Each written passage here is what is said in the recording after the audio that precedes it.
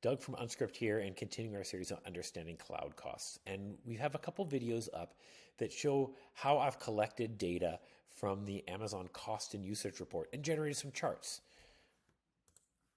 For example, here's a chart of for the last 9 days, how much money we're spending every single day for a bunch of different AWS services. And that's using the Amazon cost and usage report.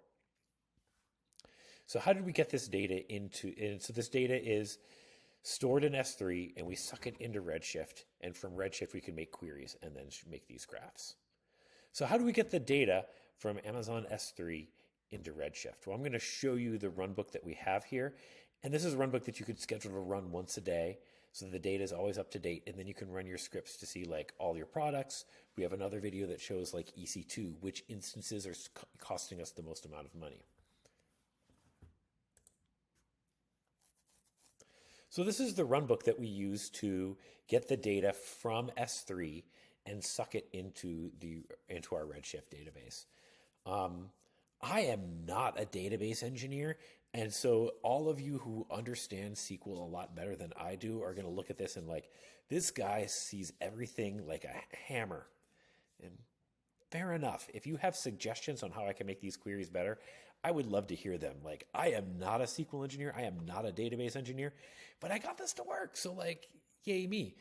So what's happening here is this monthly database is updated every couple hours in S3, and I need to suck that data over into Redshift. Now, if you keep sucking the data over and over and over again, if you do it every single day, the first doubles every single time you do it. The second doubles every single, like the data gets all wonky because you keep importing the same data over and over again. If you're summing up the usage on the first and you import it 12 times, that data is going to be 12 times higher than it actually is. So, all my SQL queries are a hammer. So what I'm doing here is when you make a SQL query into Redshift, you need to have your secret ARN. So I'm getting that here and storing it in a variable. And then I'm generating 2 queries. And you guys are going to kill me for this. But my first query is I'm going to go in and I'm going to truncate my table. And so truncating basically takes away all the rows, keeps the columns. And then, so that's the first query here. So I run that, clears out my table. I can check to make sure that query is done, right? So I run the query, my table is empty.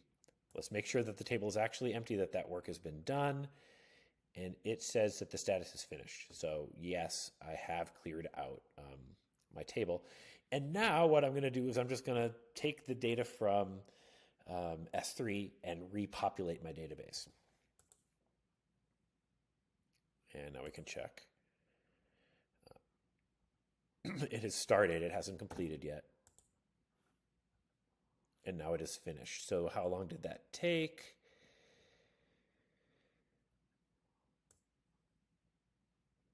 It took 300. It took about 3.7 seconds for it to suck that in. And you might imagine this will take longer as the month goes on. Today's the 9th. By the 20th, this might actually take 6 seconds.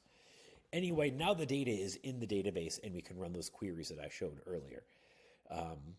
Again, if you have feedback, please leave a comment below on how I can make these queries a little bit nicer. I'm just happy that it works right now. And the tables aren't so large that it's costing us a lot of data to transmit this data back and forth. So thanks for watching the video. This is sort of like, this is a little bit more into how the sausage is being made, right? This is how we're getting that table into Redshift so that we can build the nice graphs later on. So you would run this query once, and then you could run a series of queries asking questions about what's going on inside your billing to understand where your costs are coming from or how your costs are changing day over day. So thanks for watching. And if you're interested in unSkript, check us out. We're at unSkript.com.